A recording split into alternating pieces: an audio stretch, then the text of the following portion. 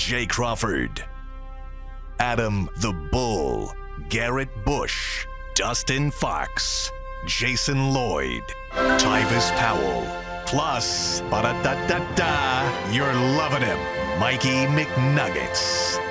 And so many big names, it would take me hours to say all of their names.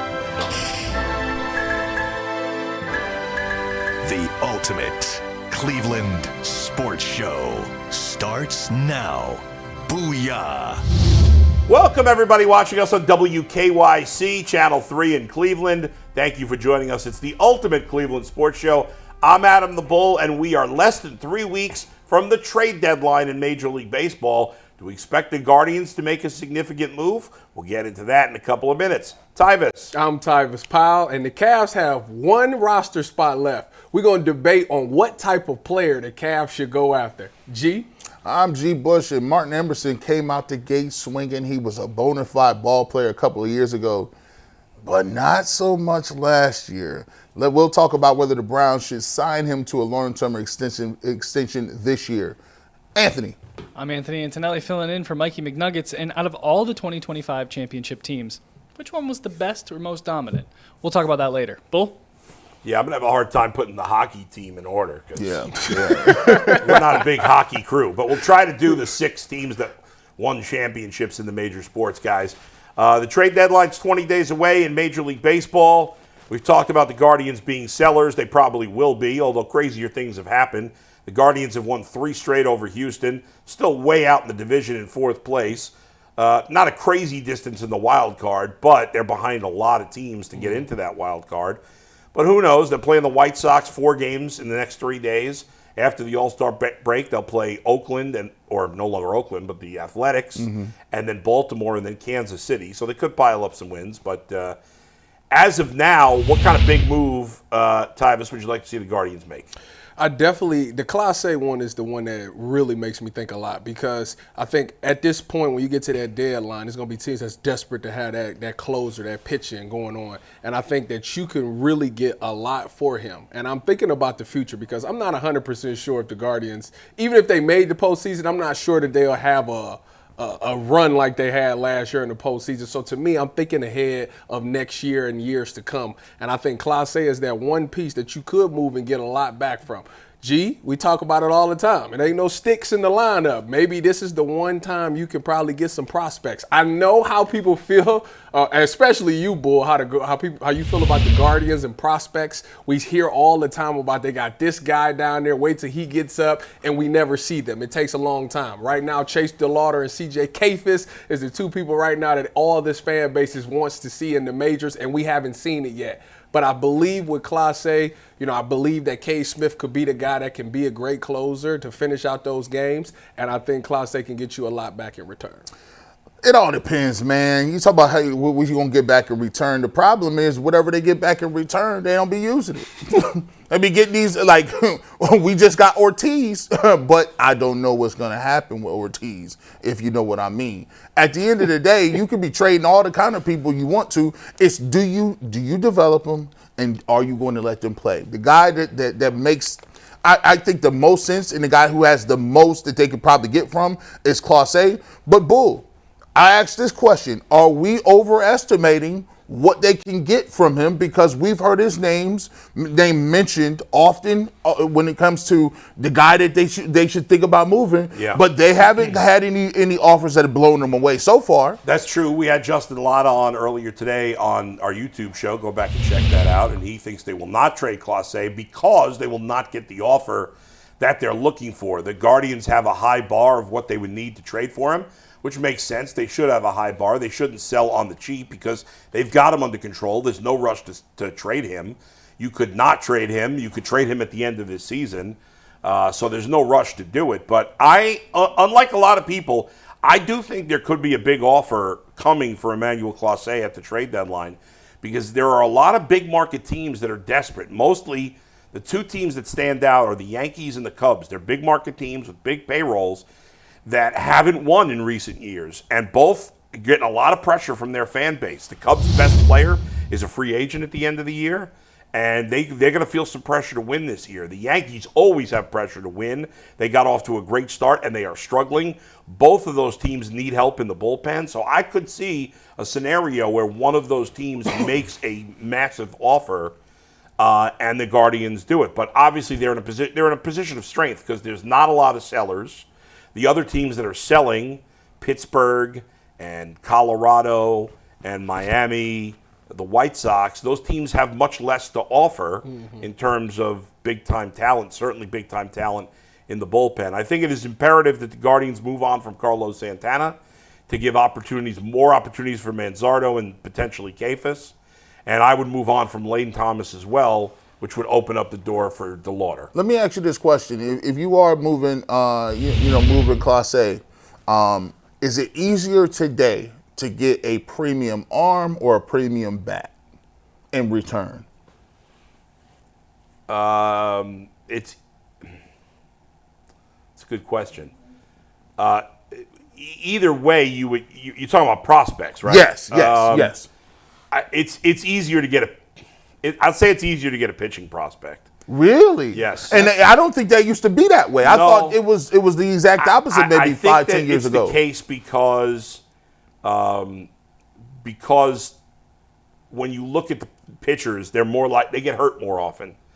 So I think now in trades, but I'm kind of on the fence a little bit. And that's not usually a thing for you. No, but I would say by a little bit, I would say the pitching because pitchers are more likely to break down and be busts than hitters that are top prospects.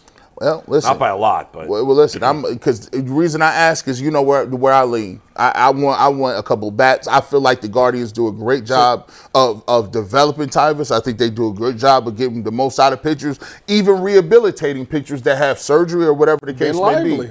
A lot of those guys. But the thing that they struggle with is you got guys with no power and you're hitting under 200. But y'all want to trade Carlos Santana.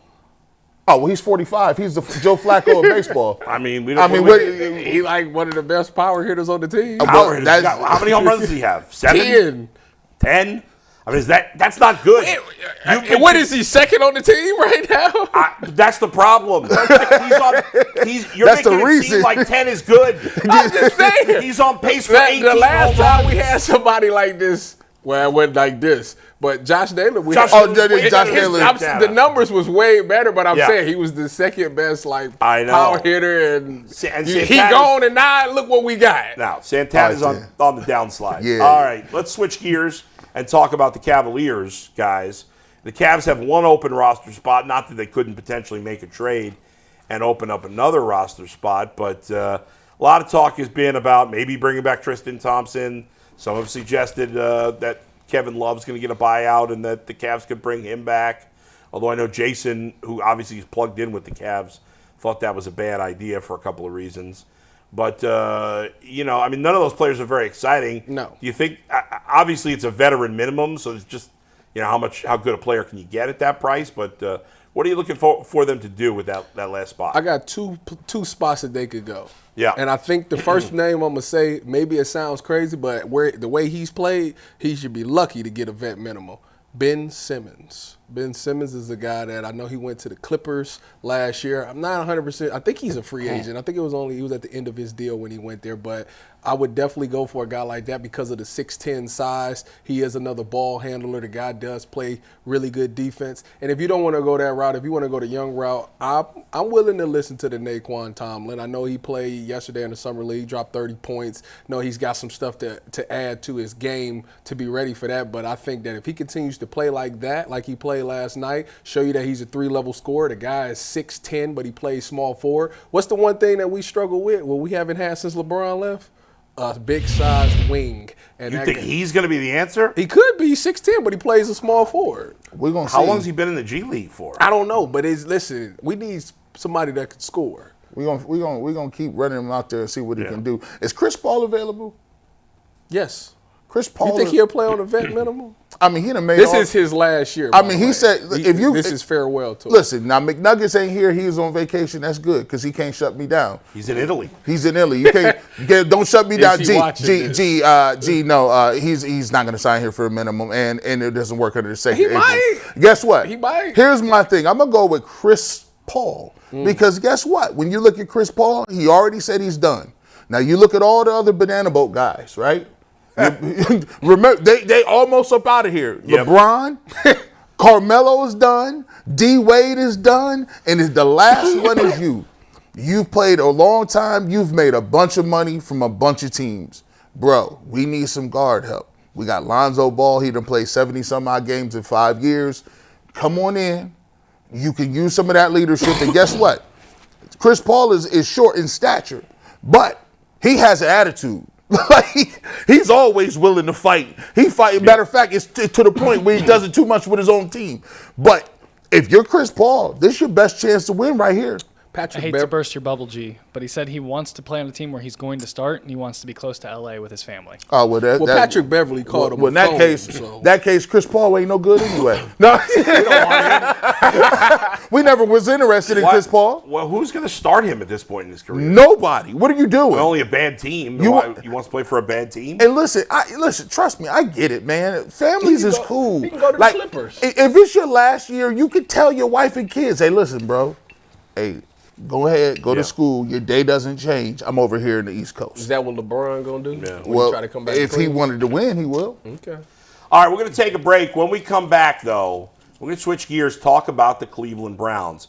Extensions for Martin Emerson, maybe one for another Browns player. Is this possible? It's coming up on the Ultimate Cleveland Sports Show on WKYC.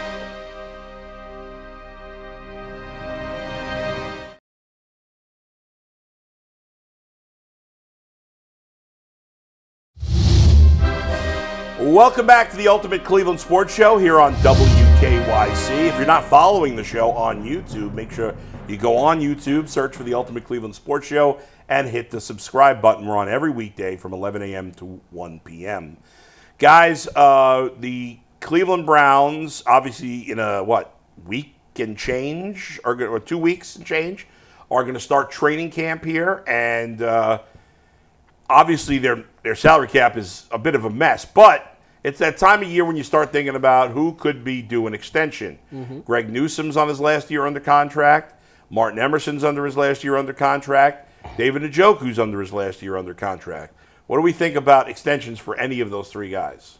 Man, Martin Emerson, if you'd have asked me a couple of years ago, I would have told you he was definitely in line to get an extension. Mm-hmm. And, he comes in as a third-round pick. He supplants and takes Greg Newsom's minutes, and then Greg Newsom's a first-round pick. You think, oh, man, this guy's going to be ready to go. Problem is he started to show little cracks in his game. The problem when you're a big corner is, you want to be long and you want to be rangy, Tyvis, but hey man, when you start looking a little stiff in the hips, when you start, when your recovery speed ain't really there, and then you start to say, well, listen, he's not really jumping no routes, so you can't have safety speed at cornerback. That's not a thing. One thing Denzel Ward got is he faster than everybody, low key, and his recovery speed is tremendous. So he's going to be able to get that. But Martin Emerson, there were some times last year where it's like, ooh, are they picking on you a little bit? I think he's going to have a bounce back year in order to get, the type of bag he wants because he has the size. Big corners are going to demand some money. But the problem is I need that fluidity in the hips, and you got to be able to turn and run, and I don't know if he can do that. You tell me.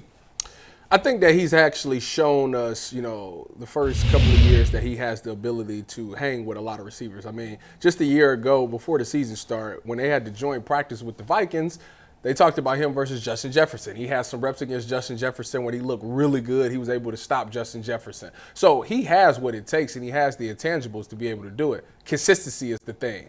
That's how you stay in the NFL. That's how you get money. Can you consistently be a top corner in the league? You showed a glimpse. You showed us what you can do 2 years ago under Jim Schwartz's first year of defense, you were lights out. You like led the league in like percentage of completion percentage. Like nobody could really get to your side.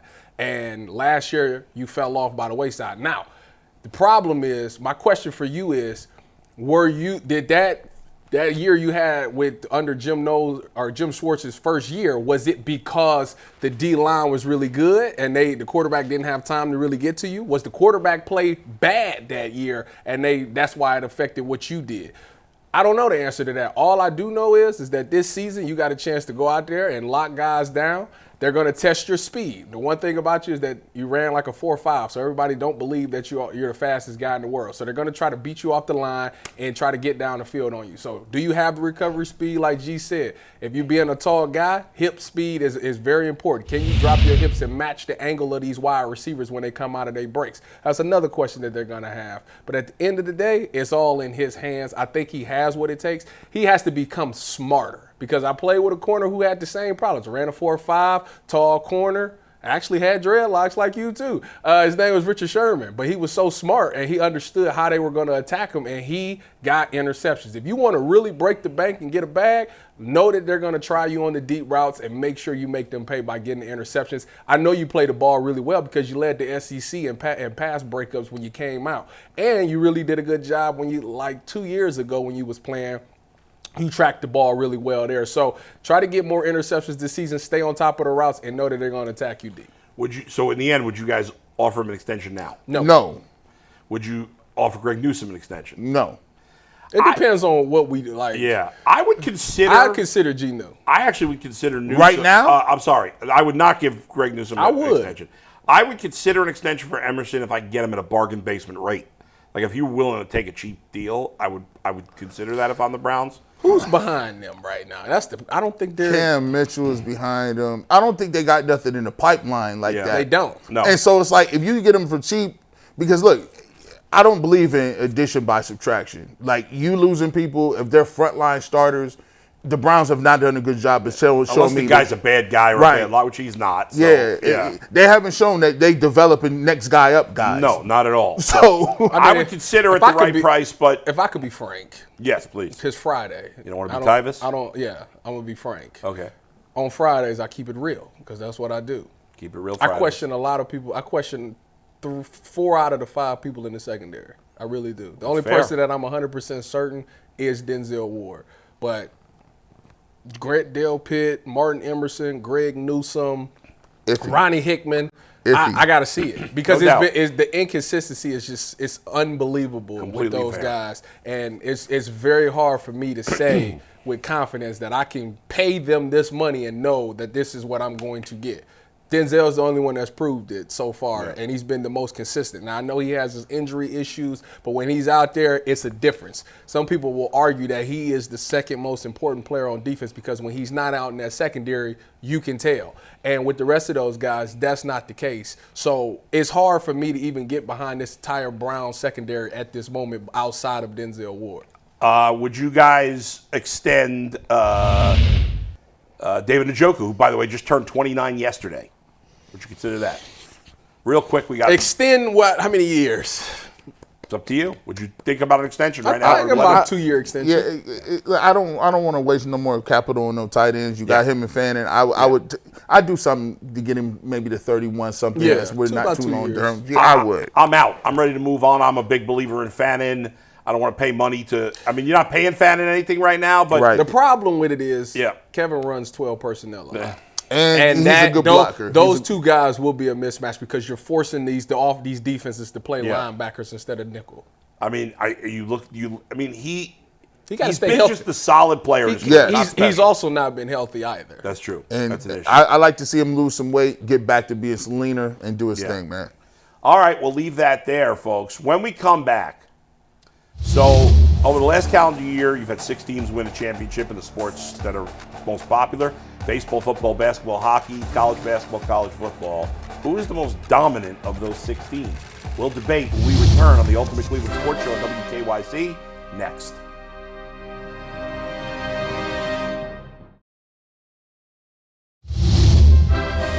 Welcome back to the Ultimate Cleveland Sports Show here on WKYC, and it's time for our final topic of the day. And We take a look at the 6 teams that have won a championship in the last calendar year, guys. We got in Major League Baseball, we got the Dodgers. Mm-hmm. In the NFL, we have the Eagles. Mm-hmm. In the NBA, we have I was about to say the Pacers, but we have the Thunder. In the NHL, it was the Florida Panthers. Correct. In college basketball, it was the University of Florida. Yep. And in college football, The Buckeyes. the Buckeyes. There you go. I'm surprised we can get a Go Bucks. Go Bucks. Yeah. Of those 6 teams, G. Bush, which was the most dominant? Man, this is easy. Man, the Dodgers, bro. Dodgers are smoking everybody. They smoked everybody in the regular season. They got the best player. Then they go get the other best players. And there's nothing you could do to stop them. Like, they have unlimited purse strings.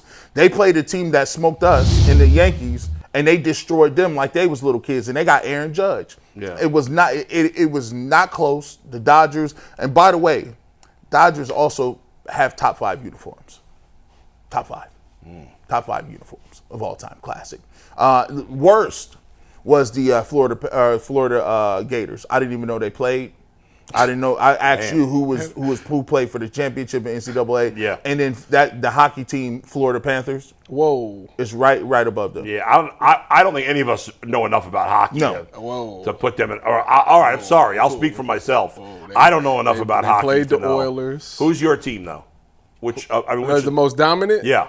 I went with the Philadelphia Eagles. I mean, really? Yeah, I did. I so bad wanted to go with Ohio State, but like it's hard for me to say like dominant because the record, they lost 2 games in that season. Yeah. To where the Eagles, if I remember correctly, they ripped off like a 10-game win. Like I think they lost once and never lost again for the rest of the season. They did disrespect. Crazy. And then to do the Chiefs like that, on the chance for the Chiefs to do history 3 in a row, which has never been done. Dirt McGirt. The game was over after the second quarter. It was done.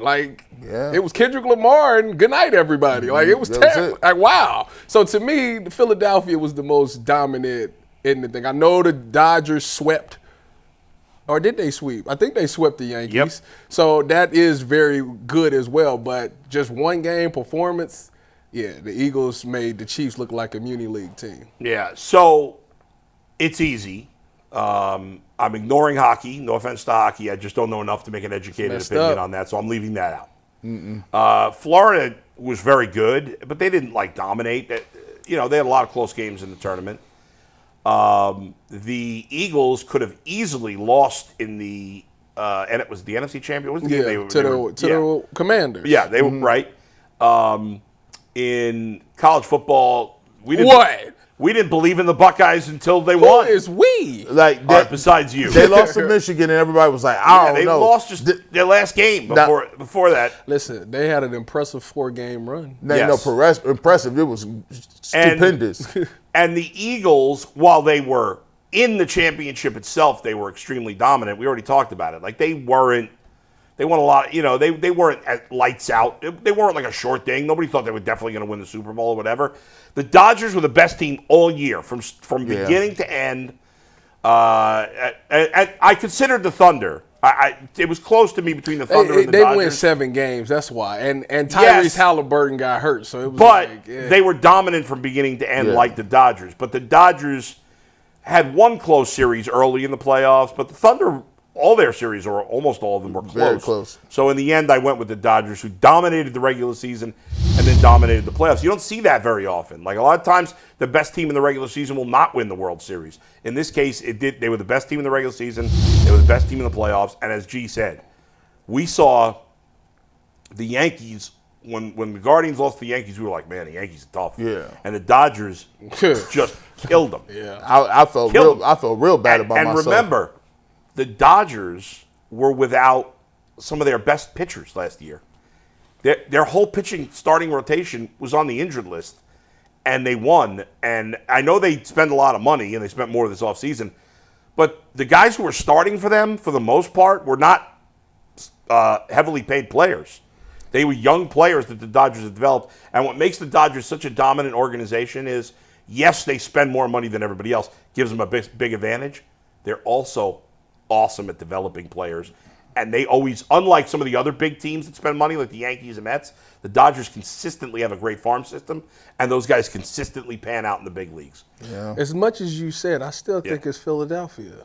That's fine. You're entitled to your opinion. I really want to say the Buckeyes, but I don't want to seem like a homer. Yeah, Philly lost 3 games in the season. Come on now. Ohio State only lost 2. That's not a fair comparison. at all. They play like 3,000 games in Major League Baseball. The Dodgers lost 55. No, but even the Phillies versus, I mean, He even said the Eagles against the Buckeyes. That's not, not fair. I mean, come on. The That's not Buckeyes fair. play most of their games at gimmies. Same thing with the other big schools. Whoa, You know, they do nothing play- is a gimme. All right. Thank Yeah, you. yeah. Thanks, everybody, for joining us here. Please make sure you watch us on YouTube Monday through Friday, every weekday from 11 to 1. We'll see you next time on the Ultimate Cleveland Sports Show. Peace.